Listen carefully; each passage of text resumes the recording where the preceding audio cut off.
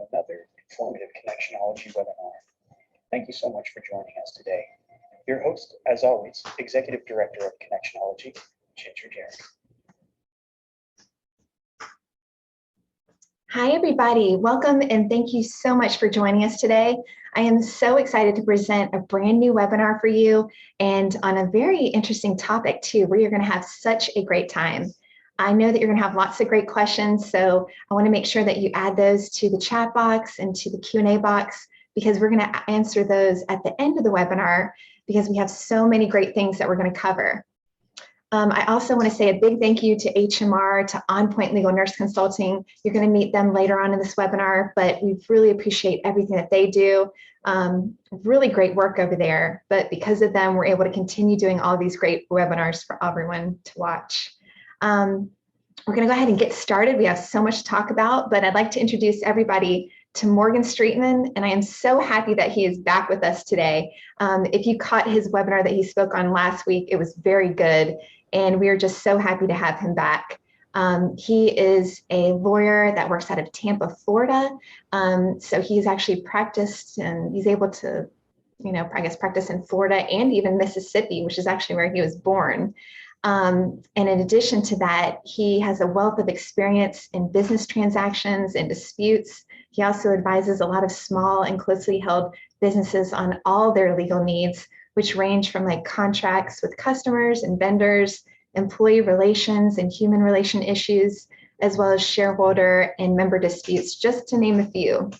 And in addition to that, his practice also focuses on representing construction-related businesses and individuals. And he's also handled an aspect of different construction law, including drafting contracts, helping individuals obtain proper licensing, construction liens, as well as construction defect claims and payment and performance bond claims as well. So in addition to that, he also does everything else, including helping all of those who are injured by another's negligence.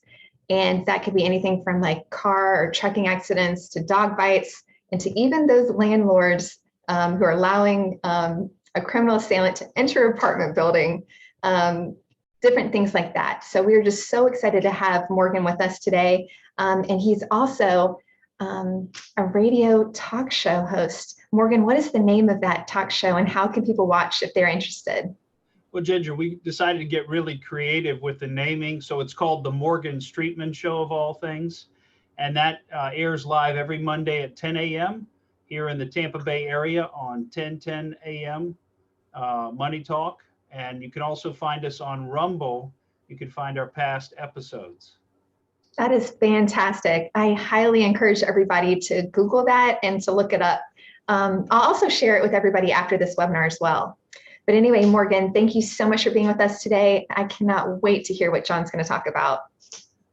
Well, me either, Ginger. I'm really excited by today's program, and I appreciate you inviting me on to moderate today. It's quite an honor to be involved with the team at Connectionology. I've been a longtime viewer, but as you mentioned last week, first-time presenter, and this week, first-time moderator. So it's a great honor for me, and I'm really excited to be a part of the team. And I look forward to a great program today. And of course, it's my great pleasure to introduce my new friend, John P. Blumberg, who is a very storied trial lawyer. He's got over 40 years of experience as a trial lawyer. He's written a new book that he's going to talk to us about called Persuasion Science for Trial Lawyers, and it's going to be a fascinating talk today. Just a little bit of background, though, on John before we get started with that. John has been a trial lawyer, like I said, for 40 years. He specializes in civil trial, as well as medical malpractice and legal malpractice cases. He's been AV rated by Martindale-Hubbell. He's also board certified in a number of areas. He's board certified as a trial lawyer by the National Board of Trial Advocacy. He's board certified separately in both medical malpractice and legal malpractice by the American Board of Professional Liability Attorneys. He's also a certified specialist in legal malpractice by the California State Bar Board of Legal Specialization. So he's gotten a lot of honors and a lot of certifications through the years of his great trial work. He was accepted into ABOTA, and we all know what an honor that is. Very distinguished organization, the American Board of Trial Advocates. He's been a member since 1991, and he's actually earned the rank of advocate because he has tried to verdict over 60 jury trials, which is quite the accomplishment. And I know something that a lawyer like myself really looks up to, a person who's had the opportunity to try 60 cases to a verdict. And I can't wait to get some of his wealth of experience from all of that experience. He's authored dozens of published articles on law and trial skills. I've read a number of them recently, and I'd recommend you go out there and look at some of his scholarship because it's really fascinating to read, and you can tell what a great intellect he is and what a student of trial practice he is. He's been on the faculty of the NITA and the ABOTA Trial School for over 20 years. He currently serves on the Board of Governors of the Consumer Attorneys Association of Los Angeles, and he sits on the National Board of Directors of the American Board of Professional Liability Attorneys. He's previously served on the National Board of ABOTA and the Board of Governors of the Consumer Attorneys of California. His firm, Blumberg Law Corporation, is located in Long Beach, California. And again, he's here today to tell us about his new book, Persuasion Science for Trial Lawyers. So with that, John, I encourage you to take us away. Well, thank you very much, Morgan. And we're new friends since this morning. The cover of the book, which is behind me, it shows a dapper figure in a gray suit, and that's not me. I'm a little bigger than that, but the brain is mine. So now let me get out of the way and show you the brain. Before we get into talking about the details of the book, what I want to talk about is one of the most important responsibilities that we have as lawyers, and that's to present information so that others can make decisions. And for trial lawyers, those others are the jurors. How have we learned to do this? We've learned to do this from basically the experience of others and from our own trials and errors, or as I like to call it, trials and tribulations. It's not based on how the brain works. It's based on what seems to work for some lawyers in some situations. And when it doesn't work, what? We blame stupid jurors? It turns out that there's an enormous body of social science research in a field called decision science. Imagine that. A half century of research into the factors that influence how people make decisions. You know who uses some of this research? Salesmen and marketers who apply this decision science to persuade people that they need to buy something that they hadn't considered that they even wanted or needed. You know who doesn't use this information, who doesn't use this science? Lawyers. Until now. Because there's a lot of proven science that can help lawyers understand how to design a persuasive presentation instead of throwing stuff at the wall and hoping that some of it sticks. My book, Persuasion Science for Trial Lawyers, translates this research so that lawyers can apply it to the practice of law in general and to trial practice in particular. And one of the things that I talk about in the book is trying to anticipate questions that the jurors are thinking of that you can answer by presenting the case. So let's get started with some of those questions that you might already be asking yourselves. Morgan? Yeah, I do have a number of questions for you, John. And sort of to start us out, I kind of thought it'd be nice if you could tell me and the audience what put you on the path to writing this book? In a word, losing. when I knew that the facts of a case practically compelled a verdict in my client's favor and the jury felt otherwise, losing has a big impact on all of us.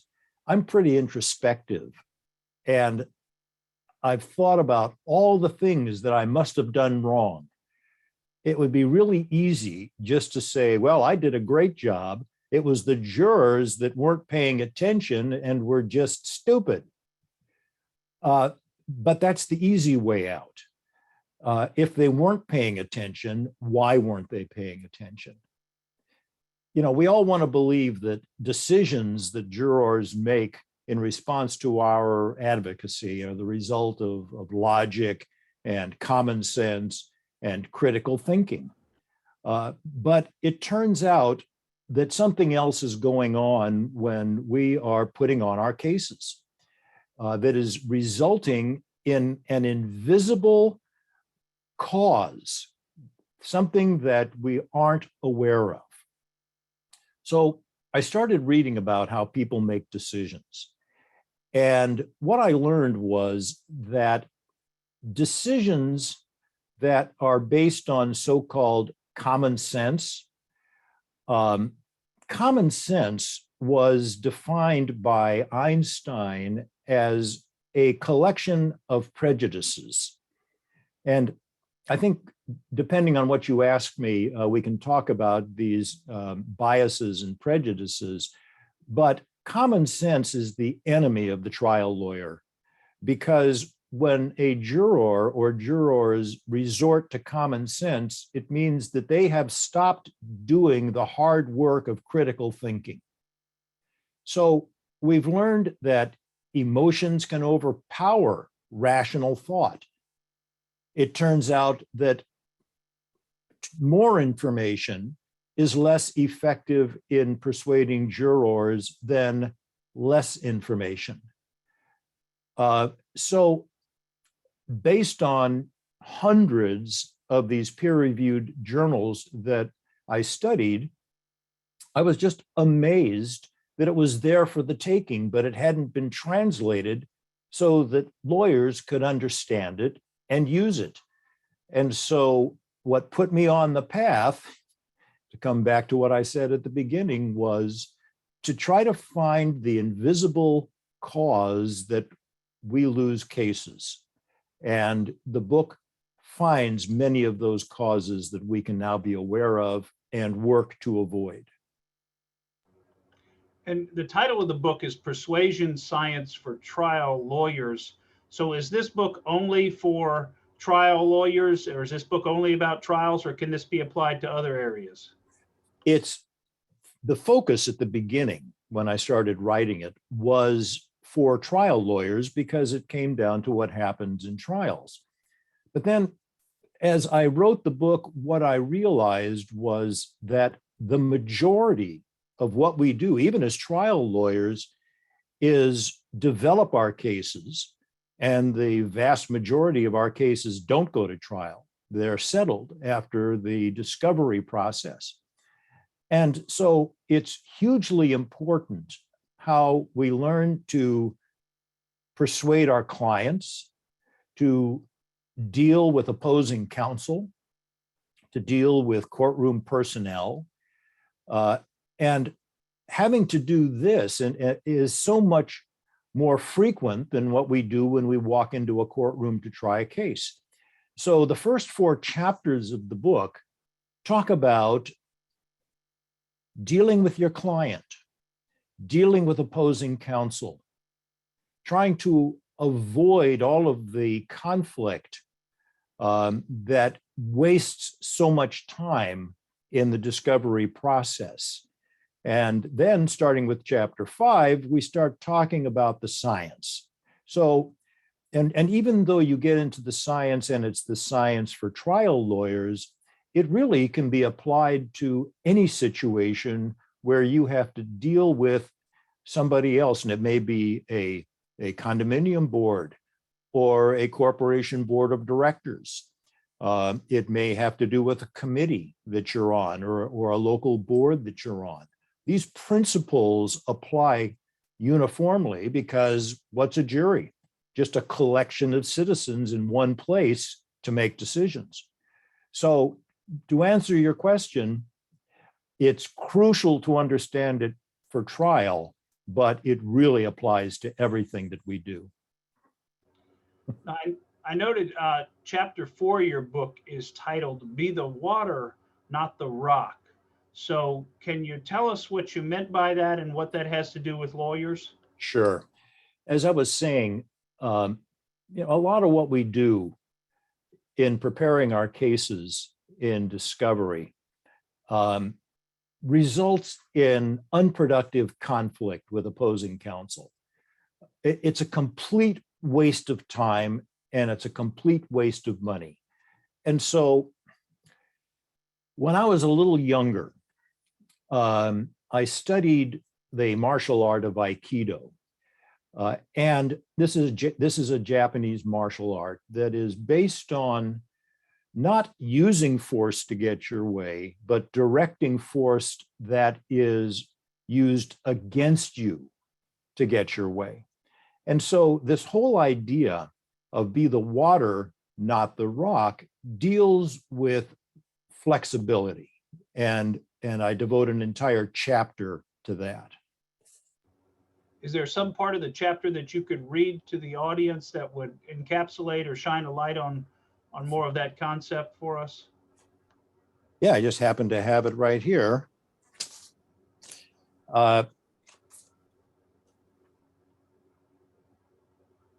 Two things from the book. I start the book with this little story. A stream chuckles along between its banks. In the middle of the stream stands a large rock, commanding with all its presence for the waters to stop. But the waters keep churning and flowing along, bouncing, streaming, flowing over the rock. The water has direction. The water has flexibility. Be the water, not the rock. And what this deals with is, as lawyers, sometimes we like to think of ourselves as an irresistible force. But the problem is, for every lawyer that fancies him or herself as an irresistible force, there's another lawyer on the other side that fancies him or herself an immovable object. So you have this comic book conflict here, the immovable object versus the irresistible force. Who wins? Nobody.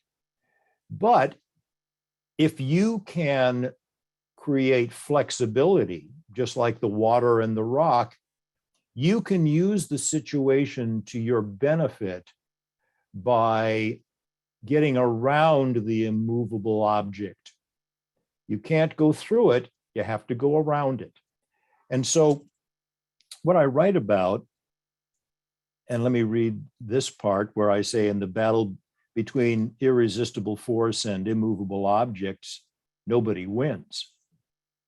Because we are asked to assert rights and defend interests, we are inescapably involved in the business of conflict. And the nature of conflict is disagreement. The challenge is whether we will manage the conflict or the conflict will manage us.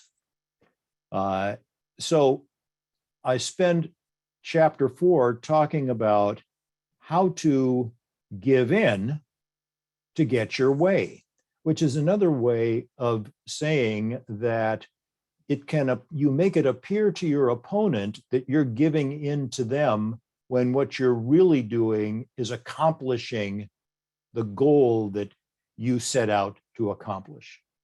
Pretty important stuff. Yeah, and as we all know from nature, ultimately the rock gets worn away by the water and the water keeps flowing. So given the choice, you do want to be the water.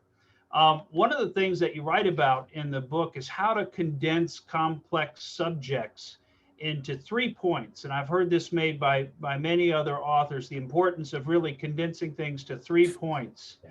Now, the book that you wrote is about 250 pages. There's a ton of information in it. And why don't you explain to the audience why you believe it's so important to condense a thought or a thesis down to 3 key points, and maybe how you go about doing that? Sure. It's called the rule of threes. And this isn't something that I made up. This is something that's been around for a long time. Not only is there psychological research that most people can't hold a lot of things in their brains for very long, but centuries, millennia ago, actually, it was human experience that developed this rule of threes. And it's no coincidence that throughout history, in the Bible and in plays and in stories, it is formulated in threes. For example, the Bible. How many patriarchs are there? 3. How many wise men are there? 3. There's 3 little pigs. There's Goldilocks and how many bears? Right, 3. When we take an oath, it's to do 3 things: preserve, protect, and defend. What do we seek? Life, liberty, and the pursuit of happiness. And then there's my personal favorite by composer George Gershwin. I got rhythm, I got music, I got my gal. Who could ask for anything more? Seriously, the academic studies prove that when you pass 3 into 4, our brains stop having the ability to remember everything. So this whole threes is important throughout your entire trial.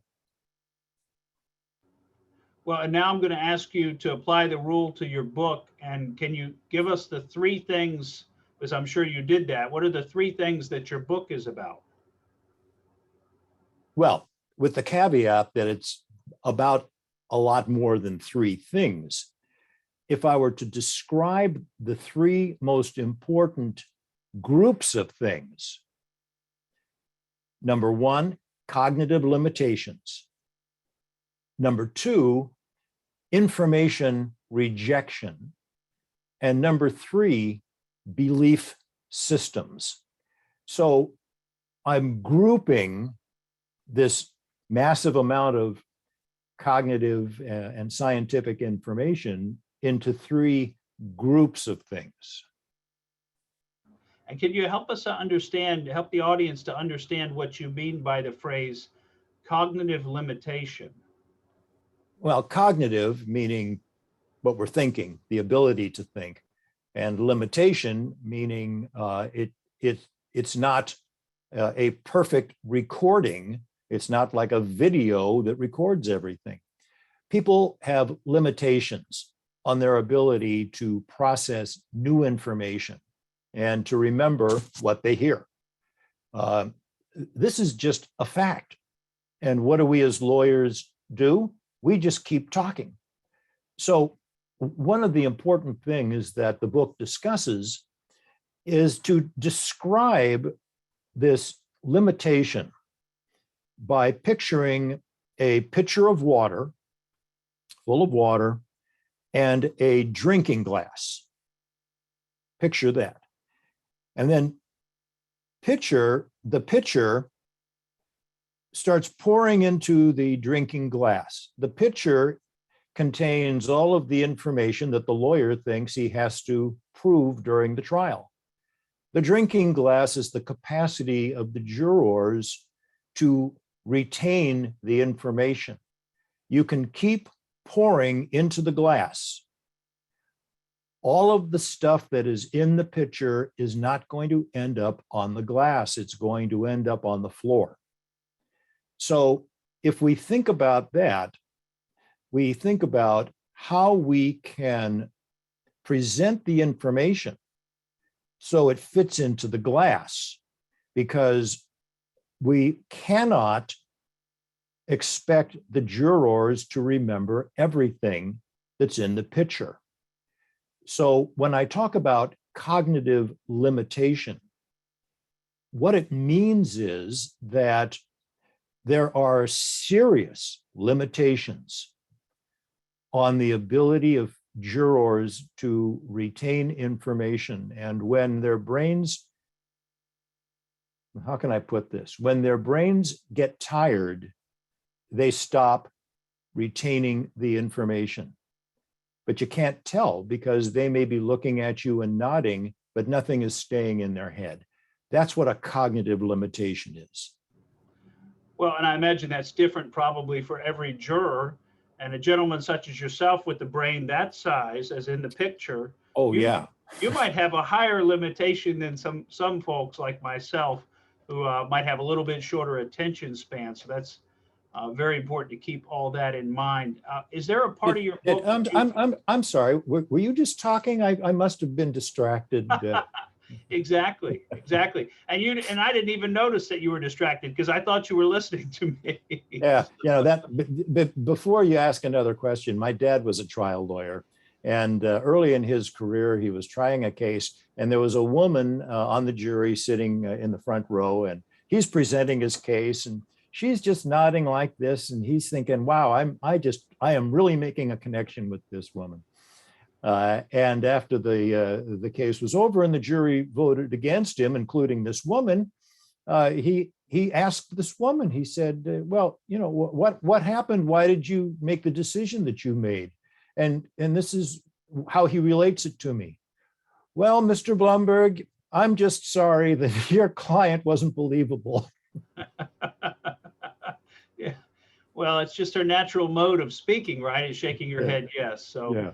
Yeah, I think we've all, those of us that have tried cases, we've all had those kind of experiences where we thought we were making a connection with people. And as it turned out, we weren't making the connection we thought we were making. Right. One of the things I was going to ask you, and this is one of the things that I like to do in this presentation, because I like to hear from the book itself, what you've spent so much time developing. So I was going to ask you if you could read a portion of the book relating to this cognitive limitation that we're talking about. Sure. In chapter 5, that's when we started talking about what I call the science of jury education. And there's a really terrific psychologist at the University of California, Santa Barbara, who wrote a book called Multimedia Learning. And in his book, he talks about the process of how students can learn and retain information. And it got me thinking, because as lawyers, we are the teachers and the jury or the jurors are our students. And so I borrowed heavily from these concepts that this professor wrote about. And this is how I describe part of it in chapter 5. There are 3 cognitive elements necessary for learning: to understand, to absorb, and to remember. A failure to understand will prevent the ability to absorb, which in turn will result in a lack of recollection. It's the plaintiff's burden of proof to present facts and concepts, but it's not so much a burden of proof as a burden of persuasion. And it requires that the jury understand in a way that their understanding becomes firmly planted in their memory. In a post-trial discussion, if a juror explains that the other side was more convincing, it may be because your evidence was not effectively learned. Although learning begins with processing information, the capacity to process is not unlimited. The key to making your evidence and your argument memorable is to present it so that it does not exceed limited capacity. what I'm talking about there is processing. And I think that what I learned most as I did the research for this book is that I have not been giving jurors the ability to process the information that is being presented in a trial. Processing information is like digesting food. If we gulp down the food, we're going to get indigestion. If we require jurors to gulp down information, they have the equivalent of cognitive indigestion. They're not going to be able to process it. And if information is not processed by the brain, it never ends up in long-term memory. You'll get to the end of the case quite confident that you have presented all of the information that was necessary. There are going to be jurors who don't remember it, who don't remember these very important things that you presented because it wasn't presented in a way that allowed them to process it or digest it so that it ends up in what's called long-term memory. Well, Very that's important. that's a very, very important point, such a well-made point as well. And I have some more questions for you on this subject, but let's take a quick sponsor break to let Ginger bring in some of our wonderful sponsors who make all of this possible for our audience. Sure. Absolutely. I am so excited to be bringing in Dawn with OnPoint, and she's going to tell you guys a little bit more about what they do, but we absolutely love working with this team over there. They have an incredible like nurses and staff, and Dawn, I see you're here with us right now. But we're so excited to have her share a little bit more about what they do. I know John Romano thinks that they do have one of the best like pain and suffering reports out there, and you can definitely reach out to Dawn for that. She's going to put her information in the chat box after she talks with you. But Dawn, tell us a little bit more about what you guys do. Well, it's nice to be with you again, and I've heard from a number of connectionology folks over the last couple of weeks, so that's terrific. My name's Dawn. I work with OnPoint Legal Nursing. I've been a nurse for, I realize I now have to say almost 35 years, which I hate saying that, but in any case, I've worked in a variety of areas, ER, critical care, administration, OR, so it gives me a lot of insight into just helping you to talk about cases and to understand what your needs might be on a case and determining what experts and what we might think about looking at in the medicine. But I'm listening to Mr. Blumberg talk today, and it's so salient to what we do because he talks about like limiting things down to 3 points and cognitive limitations. And one of the things that we like to say that we do is we simplify the medicine. So, attorneys are brilliant, and I'm always impressed by how much medical knowledge a lot of my attorney clients have just from doing research over the years. But we as nurses can really help break things down. And if it's areas that you're not as familiar with, we can go through the medical records and break it out so that you have a clear understanding of what the timeline and chronology of events were. What do those lab tests mean? And really just make it simple for you to understand. And of course, Ginger mentioned pain and suffering reports. They are absolutely spot on for the topic today, because the pain and suffering report is going to explain things like, what's it like to be suctioned? What's it like to have your wound debrided? And you can tell a jury, oh, well, they were suctioned or they had a chest tube put in. But we as nurses can provide a report, and it's a fact-based report. It's not our opinion. It just clearly delineates exactly what this person went through, what was their experience. And it's a lot more graphic to explain, well, they had a chest tube. What does that mean? And when you describe, cutting a hole in somebody's side and shoving a tube through there with local anesthesia that's pretty stiff and pretty big, it really makes it a lot more graphic to a jury. And I think that makes it memorable. And as I'm listening to John talk, I thought of the old saying that the mind can only absorb what the behind can endure. And I think, that's really relevant to cognitive limitations. And we can do trial exhibits and displays and graphs that can really be helpful to keep your jury engaged and to help them remember all the points that you really want to drive home, to make your plaintiff's experience very real to that jury. So in addition to the pain and suffering reports, the timelines, chronologies, we can really help you just start to finish in your case, from getting records, organizing them, all the way through to locating your experts, helping you vet experts. We want to find not just any expert in the specialty. We want to talk about if there are, like little niche specialties or particular requirements that you would like to see. And when we send you an expert, we'll send you a CV, a comprehensive fee schedule.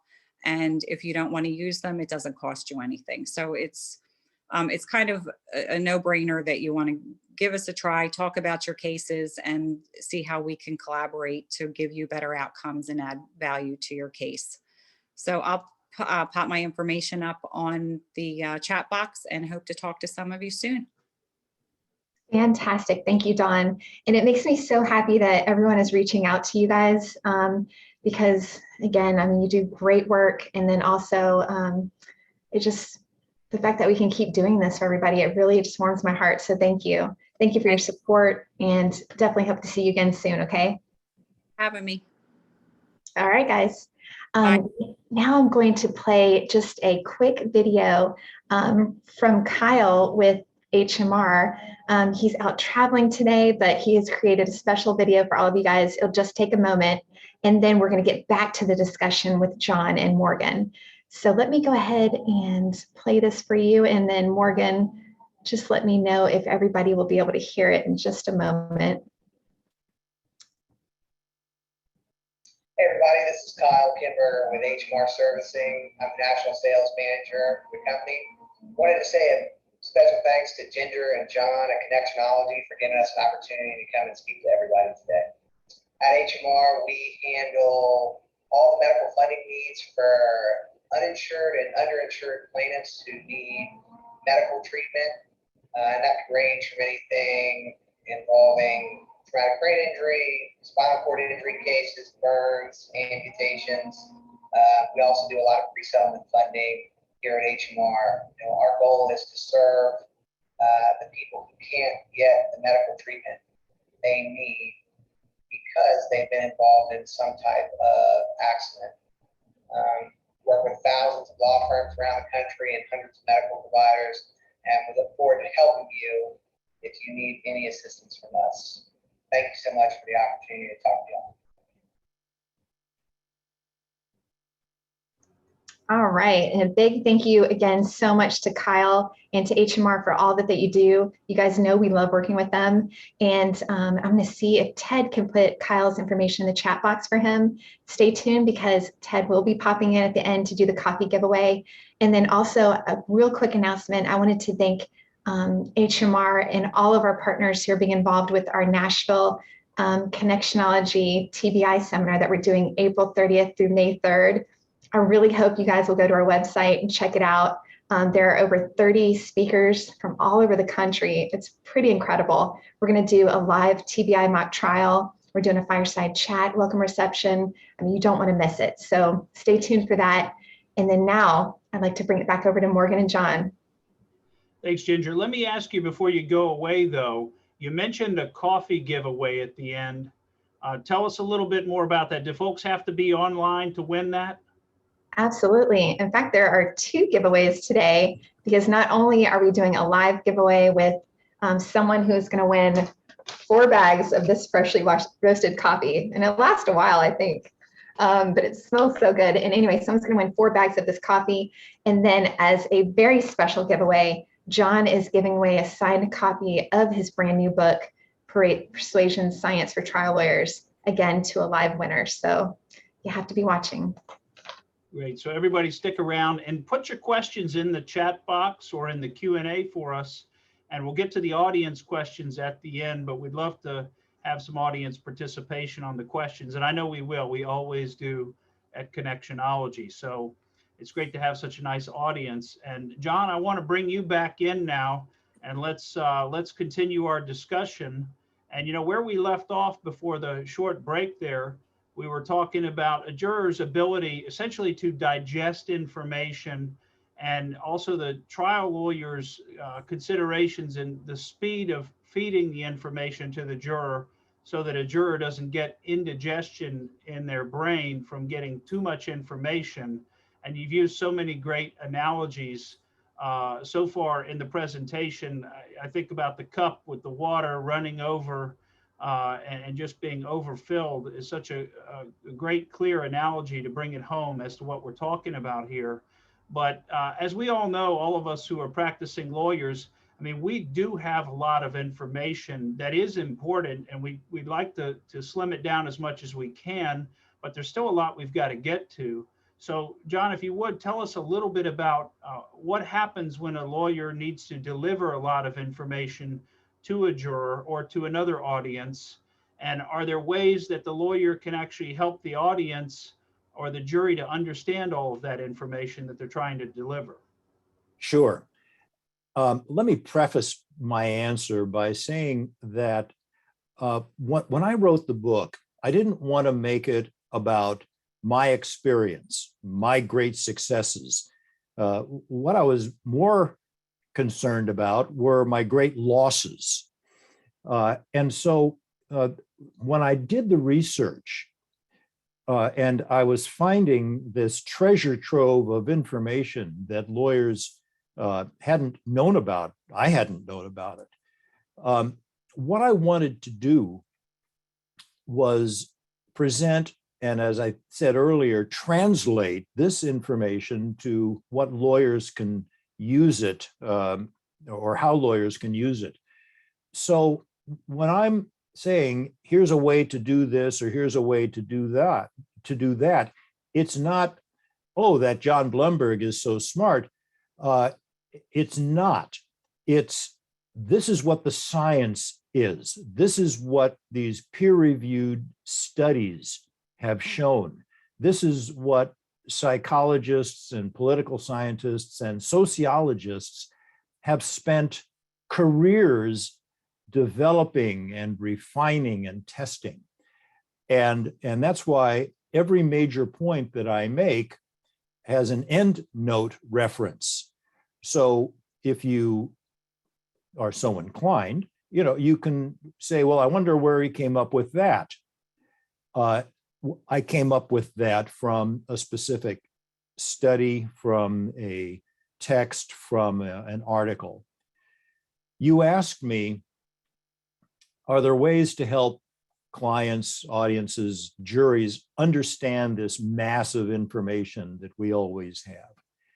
And one way is called chunking, chunking, chunking. Chunking is when you group a lot of things together under one heading. So when you asked me earlier, what are 3 things your book is about? I was able to figure out a way to chunk the 3 things. So for example, if you have a case and the case is about a lot of things, you can make it about 3 things. For example, number 1, how it started. Number 2, how it happened. Number 3, how it ended. Those are 3 chunks. And the information then that you have will fill each of those categories. It turns out that by chunking information, it makes it mentally manageable. The same way that if I ask you to remember these 10 numbers, 562 555 1212, you wouldn't be able to do it. Some of you maybe, the savants among us, but most of us can't. But if we group it into 3 chunks, like a telephone number, which is 10 digits, 562, 555, 1212. we have a better chance of remembering it. So chunking has a scientific basis for helping people understand and manage a lot of information. Well, I know you've said that a lot of your lessons that you're sharing and some of the things that you've learned to come from your failure. And it reminded me of a quote that failure is the greatest teacher. So obviously you've been well taught, as any of us who've been practicing have been. Can you, is there something in your book that will help to explain one of the techniques that a lawyer can use to deliver a message without the message being lost by the audience? Sure. It's converting facts into a story. There's been a lot written about the importance of stories. Stories have been around since, people started having brains to remember things. And before things were written down, before people had written language, histories and lessons were taught in stories. So stories have been the way people learn and remember for thousands of years. If you present your case so it sounds less like a collection of facts and more like a story, it's going to be remembered. It turns out that there's a scientific reason for why stories work. I start out my book by saying that we learn from anecdotal evidence, anecdotal experience. We hear that somebody did something and it was successful, we try it ourselves. Or we were successful in doing something and so we try it again. And we think, oh, now I've learned how to do this. I'm such a terrific lawyer. But actually, there is science behind the story as effective presentation.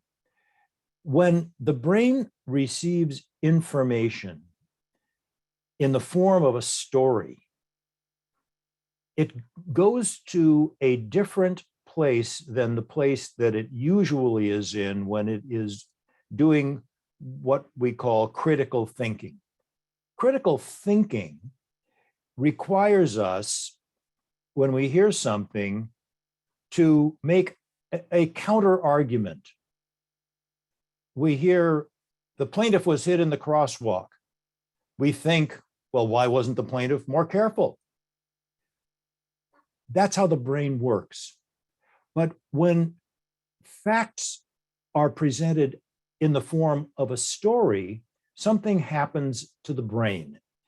The brain goes to a place that has been described as the story world. And once the brain goes into this story world place, it inhibits or prevents this process of counter argument when information is being received. Let me give you an example. When we go to a play and or we go to a movie and there's actors on the screen or actors on the stage, we aren't thinking, oh, this isn't a real thing that's happening. These are just people up there that are saying lines. Our brains go to a different place, a place where disbelief is suspended. In fact, a lot of plays are written in a way that the playwrights understand there has to be a suspension of disbelief. It turns out that scientifically, this happens. How was this tested? It was tested by using a functional MRI to see what's happening in the brain when it's listening to a story versus when it's listening to facts. And then the people who were tested, studies of what is recalled, what was convincing, what wasn't convincing. When somebody was presenting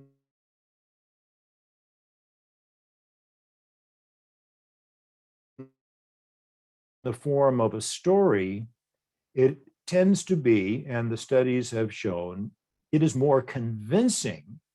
And the apparent reason is that there was a suspension of disbelief. And so, of course, it's going to be more persuasive. And it's just a fascinating area that, it's one thing for us to say, well, you should tell your story, you should tell your the facts of your case as a story. Okay, thanks for the information. Why should I do that? Now we know that there's science behind why that works.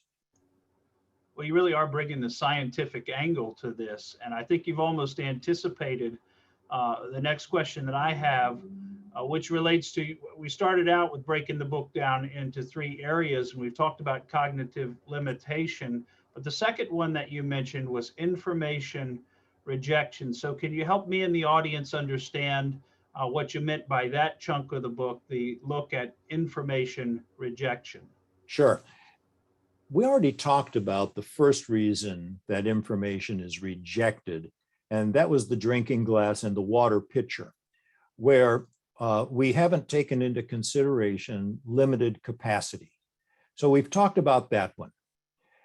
And why is it rejection? Well, it's because anything that is not absorbed and understood is rejected. So that's number one. Number two is mental fatigue. And number three is what's called reactance and bias. So let me circle back just a little bit. Mental fatigue is best understood if we think of the brain as a muscle that gets tired. Just like if we're lifting weights and our muscles get tired and can't lift the weights anymore, a tired brain is going to go into protection mode and resist doing the hard work of learning. So once the brain gets tired, it starts rejecting information. Reactance is what happens when you tell somebody what they have to do.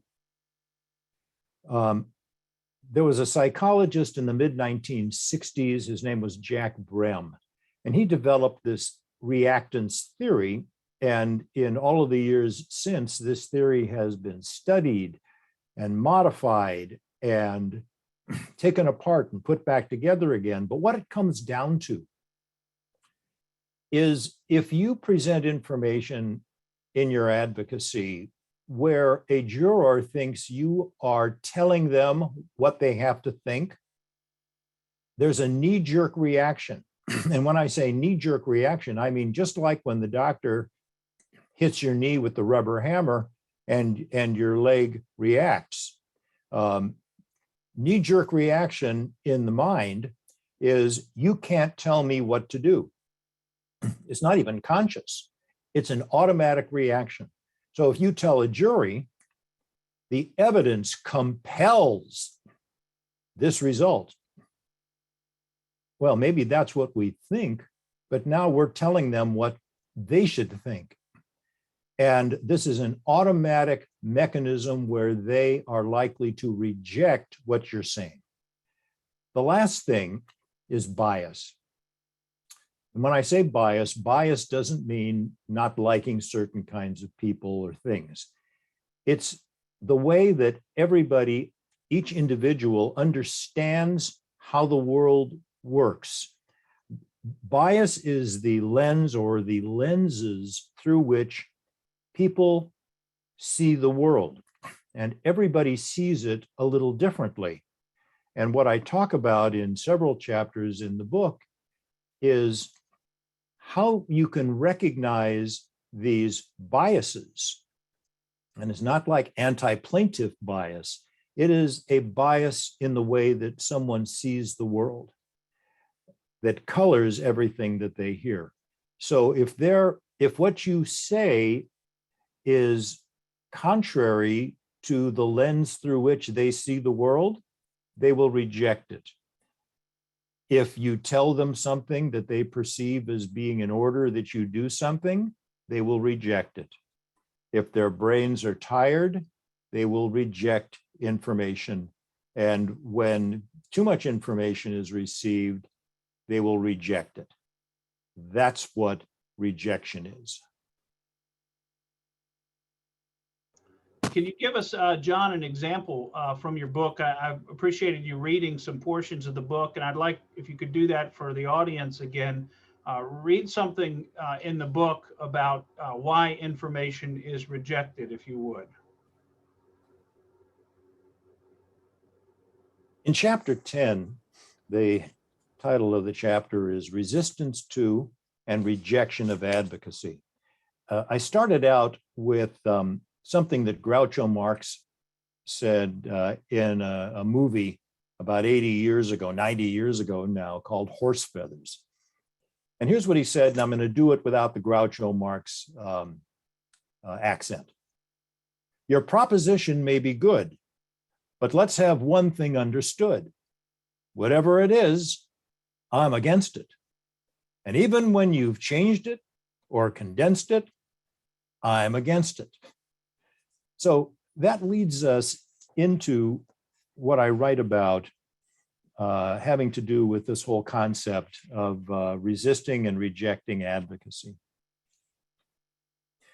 There are powerful psychological barriers that protect everyone, including jurors, from being overwhelmed by new information.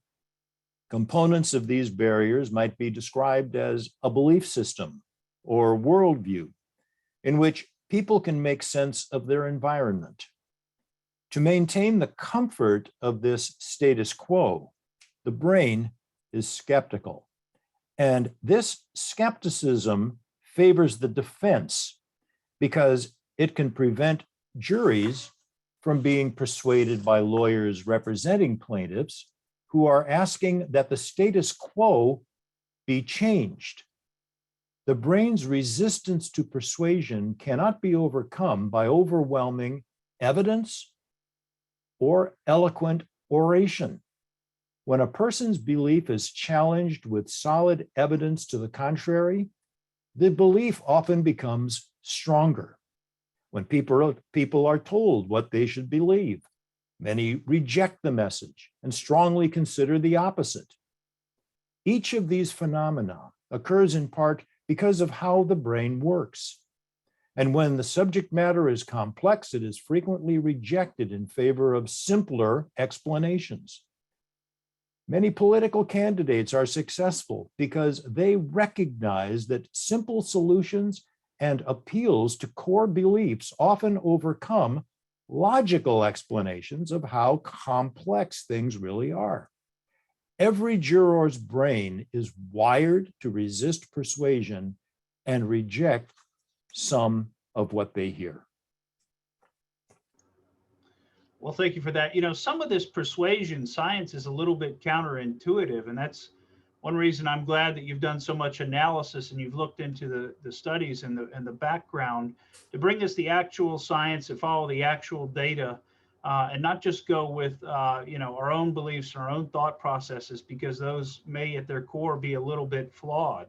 So, and that kind of brings us into the next section that I want to talk to you about, and that is the third of the big three chunks that you gave us, and that is belief systems. So can you tell us what belief systems have to do with the science of persuasion?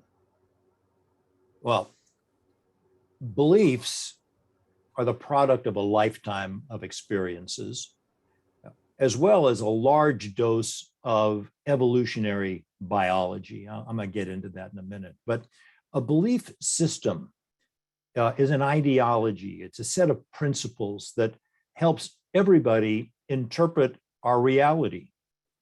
This could be in the form of religion. It could be in the form of political affiliation, philosophy, maybe the way we were raised. So, for example, is a stranger to be feared or welcomed? It might depend on a person's belief system. People look for what confirms what they already believe. A lot of us know that there's a name for this. It's called confirmation bias. So If a juror believes that there are frivolous lawsuits, you're not going to change that belief. You can tell them about the McDonald's case. You can tell them that what they heard isn't true. You can tell them the story of what really happened. They're not going to say, oh, thank you so much. Now I understand and I won't believe that anymore. They will still believe it. If a juror believes that people from a certain foreign country are generally untrustworthy, you're not going to change that belief. That's a belief system. What trial lawyers have to do is, number one, appeal to universal beliefs. Number two, understand how to appeal to the beliefs of people who don't think the way you do. And number three, create an exception to what they believe to be true. Let me spend a minute on that. There's a thing that most of us learned about when we were in college, if we took psychology 101 or 100, and it was called cognitive dissonance. This was developed in the 1950s by a psychologist whose name was Festinger. And cognitive dissonance means that you can't hold two thoughts in your head or two beliefs in your head that conflict with one another. It creates a mental discomfort. And so what happens is one of the things has to be outright rejected, or it ends up being distorted, or the brain will make an exception. So let's say you represent someone from, Iran. And you know that there are people on the jury that feel that people in Iran are not trustworthy people. You're not going to persuade them that they should change their belief. You have to allow them to keep that belief and carve out an exception for your client. That way, there is no cognitive dissonance. They can still have this belief system, but at the same time, they can live with carving out an exception. And so we talk about that. I talk about that in the book when we're dealing with belief systems, as well as the other two things that I mentioned, talking about how to overcome and persuade people who may have a belief system that's different from what you think is perfectly logical. That's such an important point. It goes right in line with your philosophy of being the water and not the rock, that flexibility that you talked about earlier. Well, can I ask you one more time? Would you read a passage from the book on the effect of these belief systems that we've been talking about on jurors? Sure. This would be chapter 12, and chapter 12 is called, as I said before,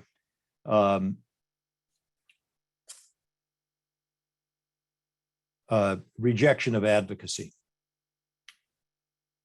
Human beings aren't rational animals. We're rationalizing animals who want to appear rational to ourselves. Psychologists use the term confirmation bias to describe how people search for that which is consistent with what they want to believe and ignore that which is inconsistent. It is important for trial lawyers to understand this because it explains why strong evidence is rejected when it conflicts with a contrary belief. So what we're talking about here is how to present evidence in a way that people who don't think like us will accept. There's a story that I talk about in another part of the book. The actor Colin Firth was in the King's Speech.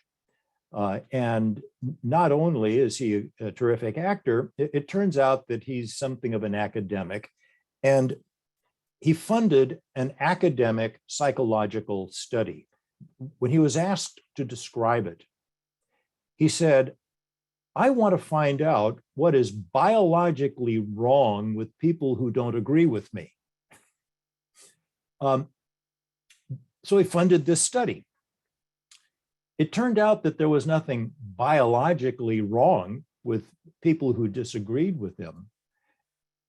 It turned out that people's brains will actually reject or refuse to consider information that is presented in a way that either conflicts with their belief system or the way their brain is wired. And when we get into, well, what do you mean the way the brain is wired?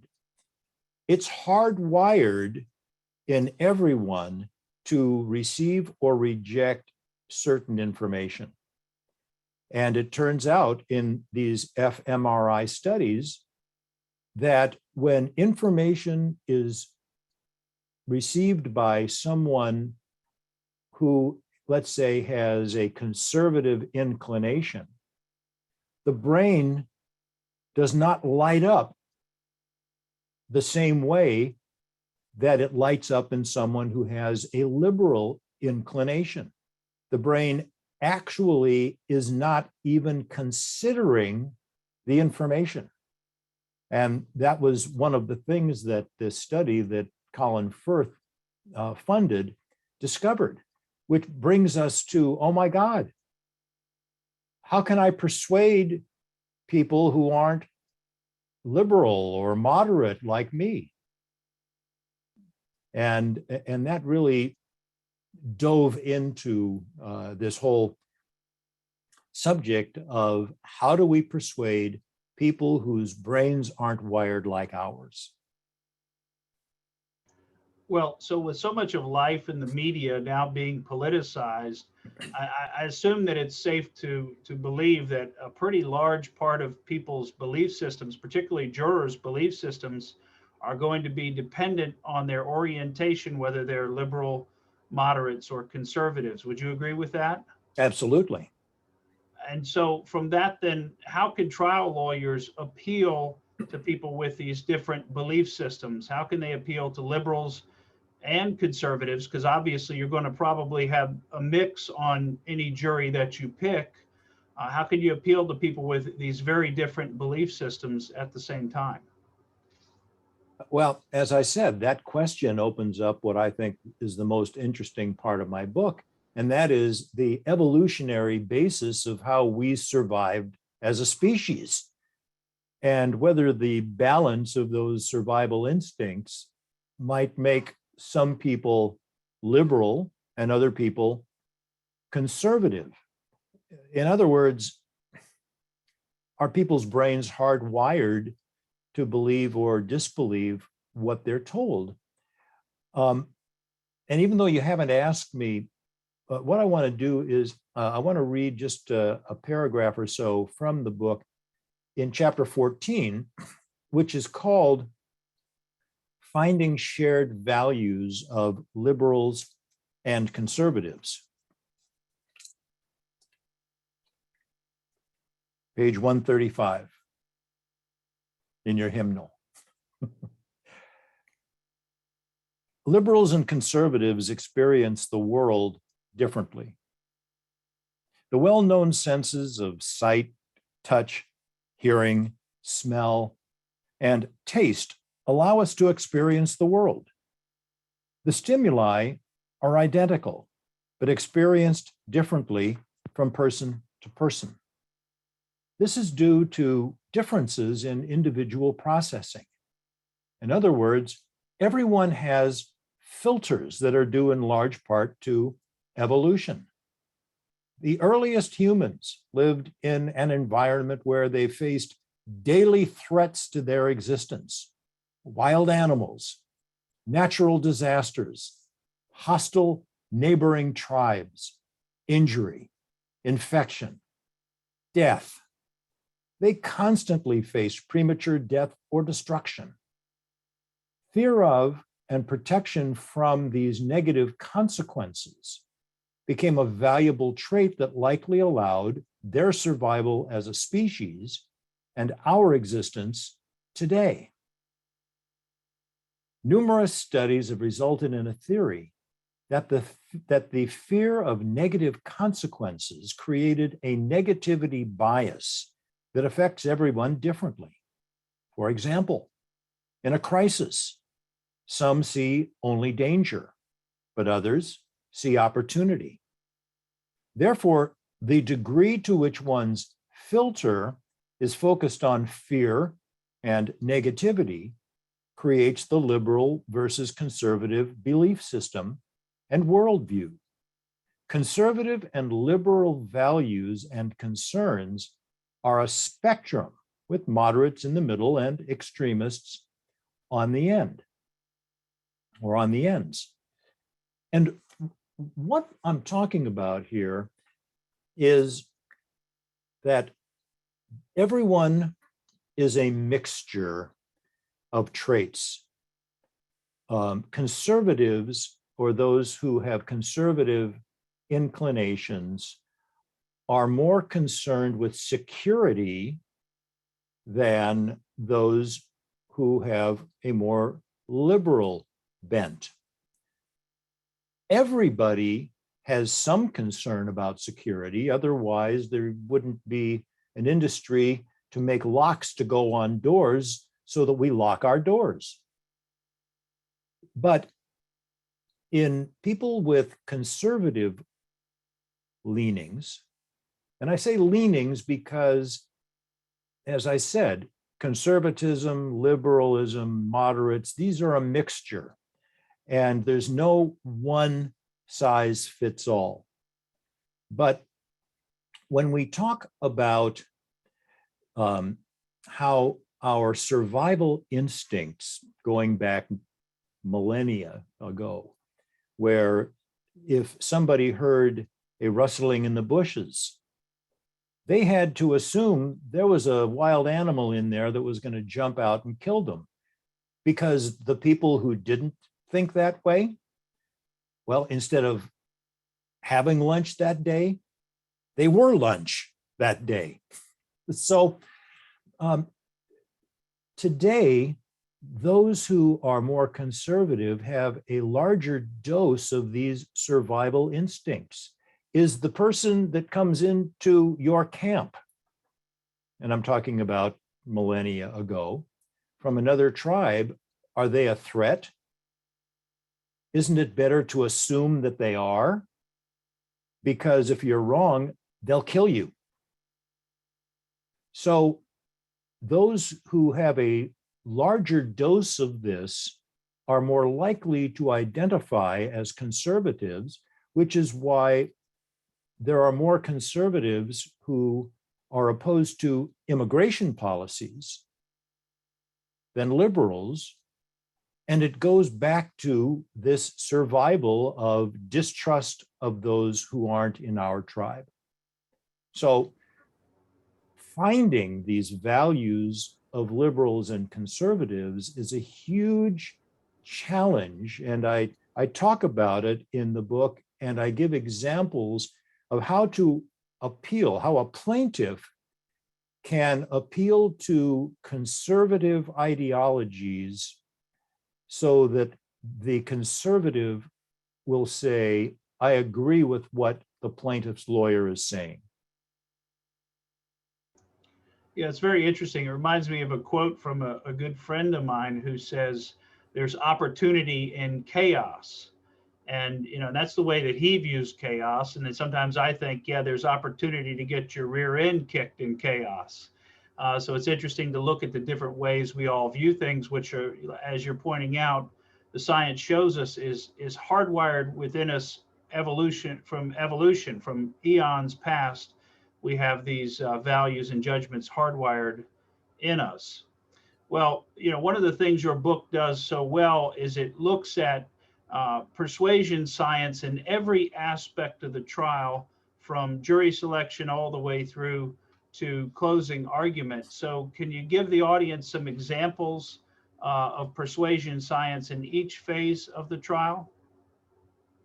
Yes, and let me just say again that the rule of threes and the condensing of information applies to everything in your trial. I remember early in my career, I designed an opening statement and it was only a half hour. And I thought, oh my God, I'm not talking about enough things here. It's not long enough. I've got to make it an hour. Obviously, I've missed the boat here and I've got to put more stuff in. Well, that's what I thought when I started practicing law. A lot of lawyers still think that. If the judge says you have an hour to make your opening statement, okay, let's do it for an hour. Not only do you not need an hour, you are less persuasive when you pass that 30-minute mark. So in your opening statement, you have to condense it in the ways that we were talking about. Make it about three things. Create the outline.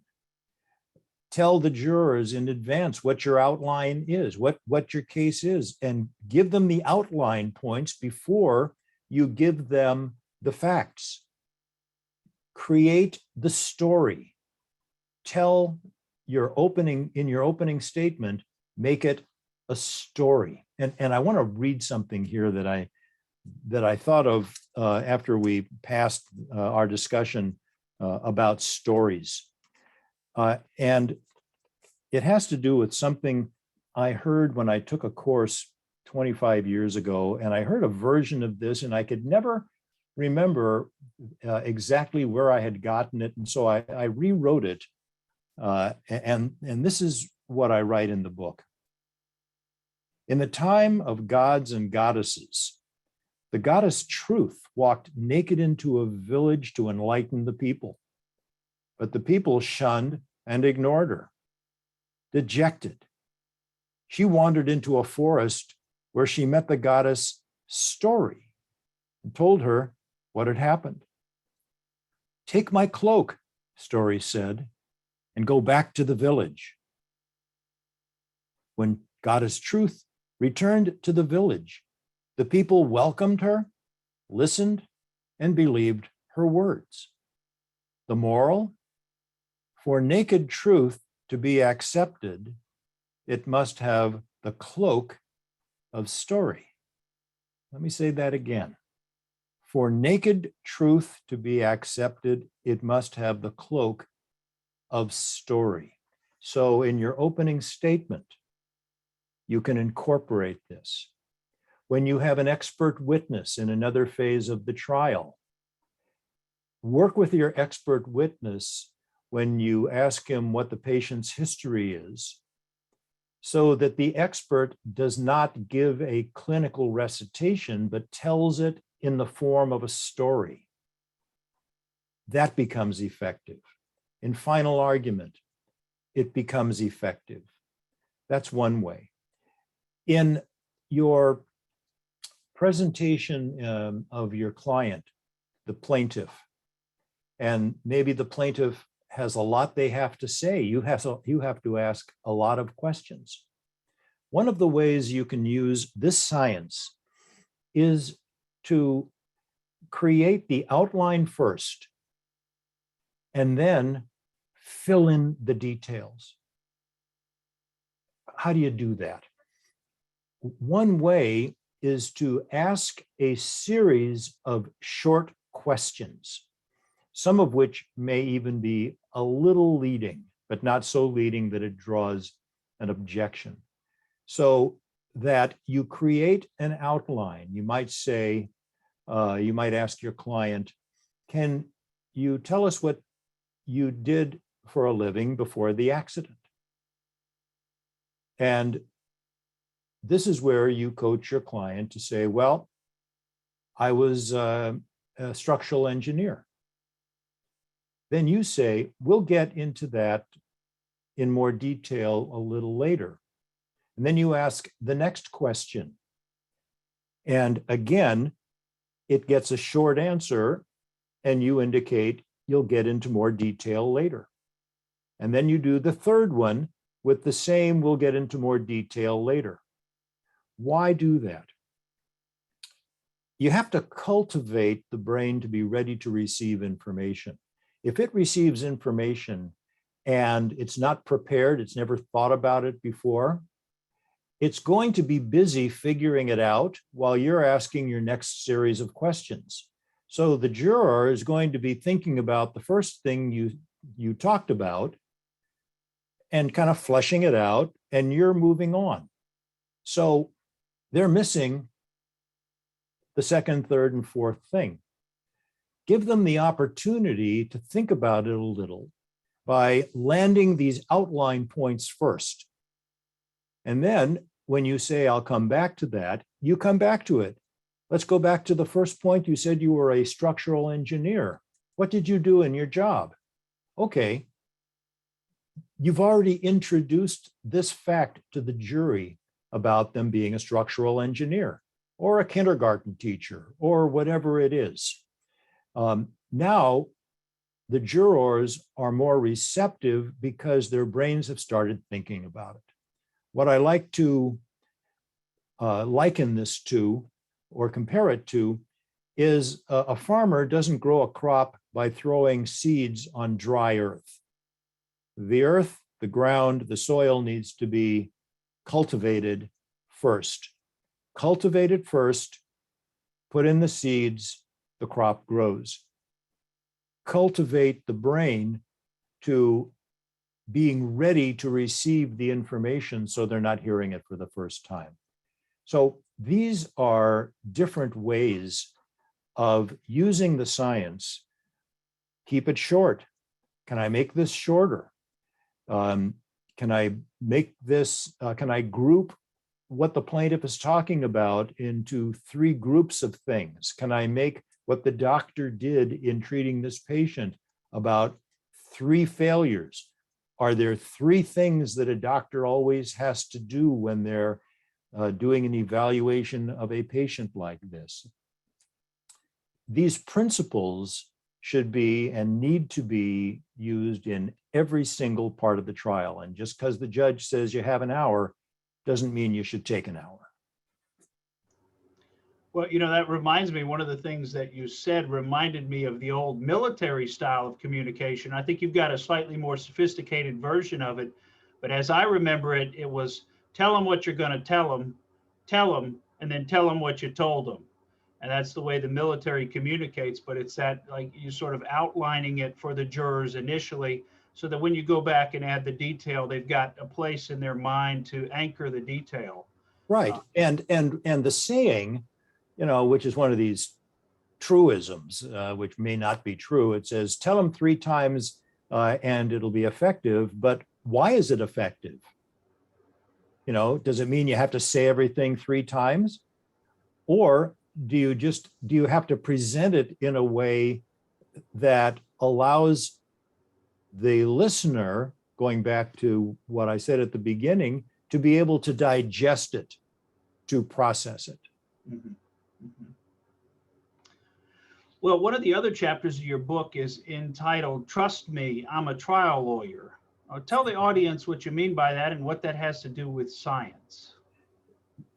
The chapter has that name, Trust Me, I'm a Trial Lawyer. The original title was The Importance of Trust in Presenting a Case. I changed it because trust me, I'm a trial lawyer. Most people will laugh because why should they trust you? You're a trial lawyer. So if we recognize that the way people look at us as trial lawyers is, why should I trust him? He's going to say anything. He's representing a client. He's just going to tell us stuff. So we start out with a big trust deficit. So it turns out that there's an entire field of academic study of trust. And there are psychologists who spend their entire careers in this field, and they're called trust scholars. It turns out that there are things that engender trust and things that destroy it. If you're not trusted as a lawyer, if you're not trusted by the jury, your advocacy is going to be either rejected or severely doubted. So the building of credibility is crucial.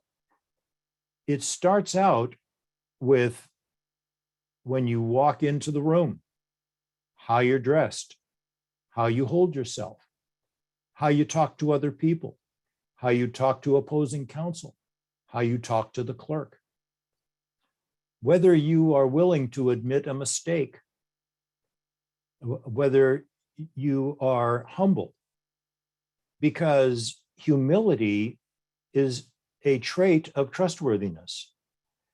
We all make mistakes when we put on a case, and our first thought is to try to ignore it or cover it up rather than owning it. If you admit that you made a mistake, that works in your favor, not against you, because humility, the willingness to admit a mistake or to admit that we're not perfect, is an important part of trustworthiness. And so it turns out that trust is an enormous science and something that lawyers, trial lawyers, must understand. Yeah, that's such an important point. And I know many of us have used that to great effect. I learned that years ago from Jerry Spence reading one of his books. And I often will admit, fears, failings, things of that nature to a jury as a means of showing humility, showing that I'm human, and trying to build that credibility and that trust with them. Another important topic that you talk about that I found very fascinating, particularly the way that you addressed it, is the concept of self-persuasion and how important that actually is in persuading the jury. So could you explain to the audience what you mean by the term self-persuasion and how we can use that to great effect to persuade juries? You know, we see our job as persuading jurors. We have to persuade them. What is persuasive evidence? Well, it turns out that self-persuasion is when you present facts and issues in a way that allow the jurors to come to a conclusion on their own without your telling them what to think. One of the ways of doing this is to ask a rhetorical question and not answering it. You set up a situation. Let me give you an example. The defendant hired a radiology expert from Kansas to come to California to testify for the defendant. Why do you think they had to go all the way to Kansas to find an expert when there are thousands of board-certified radiologists in California? And you pause. You let the jurors come up with the answer. And then if you want to push it one more step, could it be that no self-respecting board-certified radiologist in California was willing to say what this expert from Kansas said? But pose it as a question.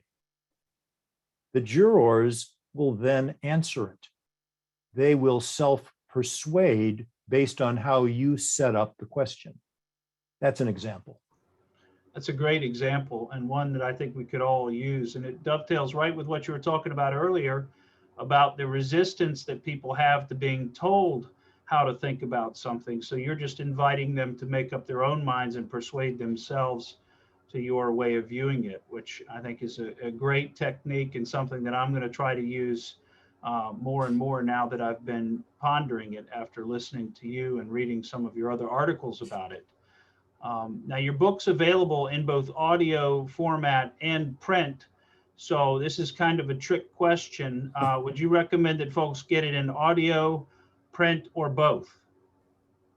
Well, I'm not saying this because it's going to enrich me, because it's not. Get it in both versions. And here's the reason that I'm saying it. I researched the book, I wrote the book, I've read the book, but I also recorded it. And on my daily drives to and from my office, I've been listening to parts of it on the audio.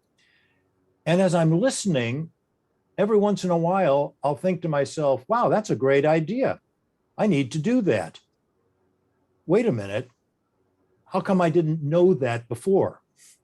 So it's a really good way to refresh before a trial, and it helps you think about things that you read the first time. The publisher has a special deal. If you go directly to the publisher and not to Amazon, the publisher will take 70% off of the audio if you buy the print version. And so for about $29, you can get the audio in addition to the cost of the book. So I think both versions are the most effective. Okay, and we've got some Q&A from the audience that I want to try to get to. We're getting close on time, but let me just go through some of these questions for you. This one's from Todd Richardson, and he says, you say that more information can be less persuasive than less information, but there has to be a tipping point. Too little is not persuasive, and I assume too much is boring. How do you know what the sweet spot is? Oh, there's the eternal question, Todd. It's how much is too much and how much is enough? Let me answer it this way. If you use these principles that I've been talking about and that I wrote about in the book, you'll figure out the point at which you can't take any more out. Einstein is said to have told someone, everything must be made as simple as possible, but no simpler. And so another great mind and philosopher said, you should be able to explain something that is complicated to a barmaid so they understand it. And so that's our job as advocates. Okay, we had a question about the two persuasive functions other than cognitive limitations. I'm not sure that could have been in jest, I'm not sure. But we had information rejection and belief systems to answer that question. And then another question, this one's from Doug Wessel. He says, I understand cognitive limitations of a single juror, but what do you say about the fact that there are multiple jurors, 7 in his jurisdiction, and thus greater collective capacity for information and memory, and considering that deliberations involve 7 folks discussing their collective understandings and memories of the case? Well, in theory, that's what we'd like to believe. That is, that the 12 of you or the 5 of you or the 7 of you, depending on the jurisdiction, will collectively be able to put the information together. But let's be serious. By the time the jury retires, they have already made up their minds. It's too late to sit down and say, oh, I'm sure glad that 3-week trial is over, and now I can sit down and get the benefit of these other people who have different memories. It is a fantasy. It's a fairy tale. It's too late. Sorry to burst the bubble. Don't count on that one to save you, right? Yeah. Okay, a couple of questions left, and we're going to run through these as quick as we can here. One from Gregory Brown, who says, in terms of the science of persuasion and the methods and techniques that you're speaking about and that you've written about in your book, are these principles generally applicable across the board for different types of civil cases and different types of juries? And if not, is there an approach that you recommend on how to properly adjust depending on the type of case, or more importantly, which jurors are seated in the box? Well, there's two questions there, and let me answer it.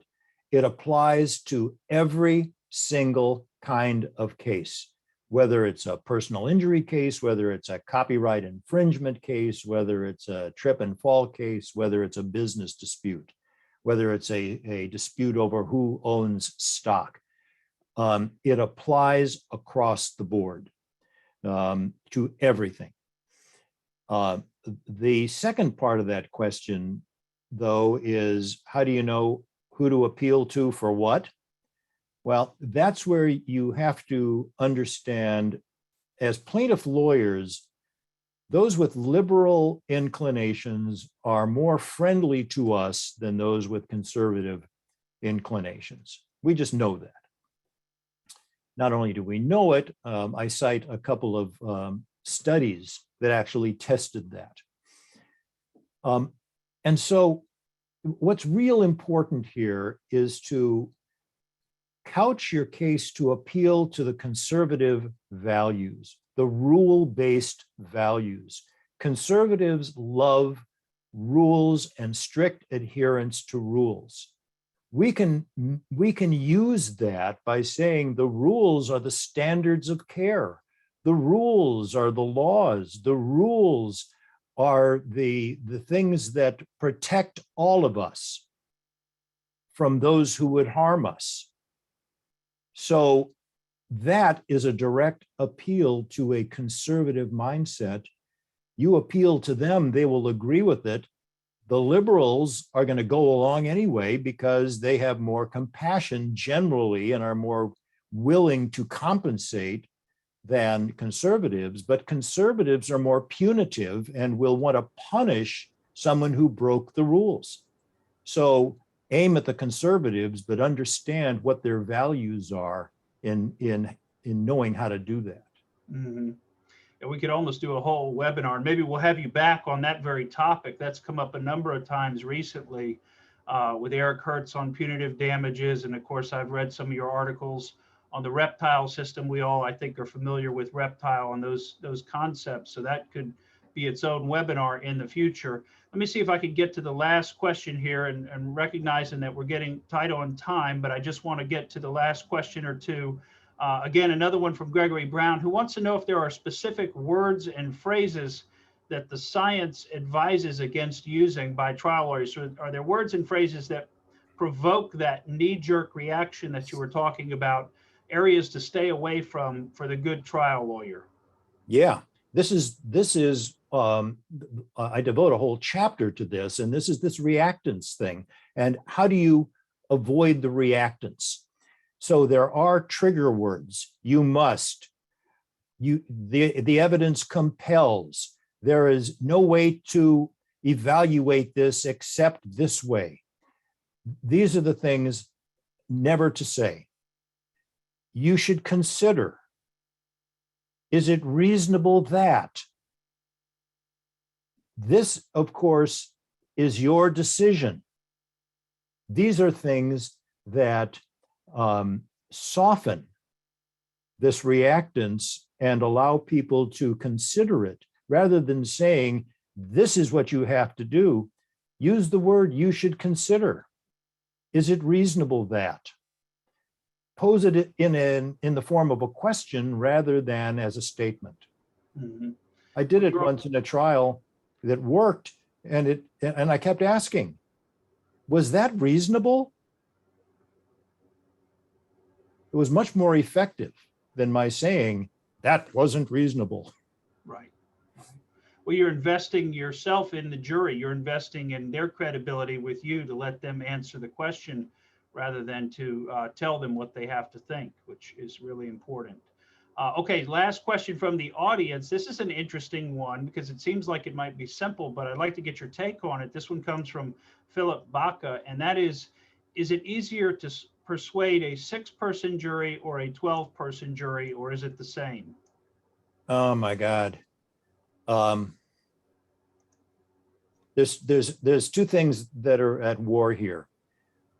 One is that the number of people that you have to convince in order to get a verdict, if it's a 6-person jury, you have to persuade a much larger swath of people than if you have a 12-person jury. 12-person jury, at least in California, you have to persuade 9. Do you have a better chance of persuading 9 with 3 naysayers than persuading most or all of the 6? I go for the 12, but that's just my personal feeling, and I can't tell you there's science behind it. Well, that was not the answer I was expecting. A very interesting answer. John, bring us home now. Tell the audience why they should buy your book and read your book and how it will help them. Let me tell it in the form of a story. In the mid-1980s, Joseph Lister was a surgeon. And this was a time when many patients died shortly after being operated on. These surgeons would use the same instruments that they used on the last patient on the next one. They would use the same instruments that they used in doing an autopsy downstairs, and they'd take the instruments upstairs to operate on a patient who would then get infected and die. Dr. Lister had a theory that there were invisible germs that were infecting patients, and that there were ways to avoid these invisible germs from contaminating their patients. It took a while for these theories to be widely accepted. Dr. Lister was searching for the invisible cause of losing patients, and he found it. Persuasion science for trial lawyers is the discovery of some of the invisible causes of losing cases. Let's find out what those causes are, because it will help our clients. Well, John, thank you so much. This has been a fascinating presentation. And I know we've only scratched the surface today, so I, for one, am excited to get your book and dive into the details and read all about it. And I know our audience is as well. And Ginger, you've got a couple of contest winners where somebody's going to be the lucky winner of one of these books. And I think you may know who that is already, Ginger. So come back in and tell us who won the book contest and who won the coffee contest. I do, and I'm so excited. I'd also like to just thank you so much, John, for speaking today. I mean, this has been incredible. And Morgan, I have loved having you, just both of you together. It's been so interesting too, learning all about it. So I want to thank you both for your time. And I will go ahead and announce the coffee giveaway. Ted had to jump off real fast, so I'm going to go ahead and do that for him. So for the coffee giveaway, someone is going to win 4 bags of this freshly roasted coffee. The winner today is Mr. David Sargent. So congratulations. Both Ted and I will reach out to you, David, in just a few moments and make sure that you get this coffee. But I guarantee everybody in your office is going to want some. So don't forget that if you didn't win today, there's still more opportunities. Ted will be back again with us tomorrow, and then you'll be able to get a chance to win the coffee. And I do want to let everybody know that tomorrow we are actually going to have John Romano back with us, and as well as Mike Erickson, and they're going to be starting the first series of 4. We're going to be talking about Daubert. And so definitely want to sign up for this and share this with your coworkers and your colleagues. I'm also adding a brand new webinar next week as well. So we got 2 more this month. And then for the book giveaway, I'm very excited about this. John and Morgan, I wish I had a drum roll. I would play this for everybody. But today's winner is Alan Kinley. So congratulations. And I believe his office is actually right here in Irvine, California. So not too far from us. So congratulations. John, both you and I can reach out to him after this webinar and make sure that he gets a copy of your book. But this is a wonderful giveaway, and I cannot thank you enough for doing this. And it was a pleasure. This was a lot of fun, and I really think I'm a true believer now, having done this, that this is something that's going to help us win cases. Oh, absolutely. And I hope that everybody will please stay in touch with Morgan, stay in touch with John, and then of course our incredible partners. I've actually been getting emails on the side, everybody trying to reach out to Kyle and also to Kim and Dawn, who you guys met earlier today. So thank you again for supporting them. And then stay tuned, because I will email you in a few minutes this contact information as well. And then I will also email you the link again in case you're interested in checking out John's book. And then I believe that is all that I had for today, other than to say thank you so much for everybody for watching. We really appreciate your time. We're hoping you're enjoying these webinars, and we're going to keep doing them. I just really hope that I will be able to meet each of you out at our live seminars that we're starting later this year. Again, we've got Nashville coming up at the end of April. We're going to be doing Jackson Hole, Wyoming. We're going to Chicago, and then also Savannah, Georgia. So stay tuned for all of that. John, Morgan, do you have any closing thoughts for everybody? One last thing. If you want a link to the publisher and to excerpts from the audio and the book, you can go to my website, which is persuasion-science.com. You got to put the hyphen, persuasion-science.com. Fantastic. All right. Well, thank you again so much for your time today. Thanks for watching, everybody. We do have a recording of this webinar. I will also make sure that you guys get a copy in case you'd like to refer back to it. But have a wonderful day. We'll see you again soon. Okay. Thank you. Thank you all. Bye, everybody.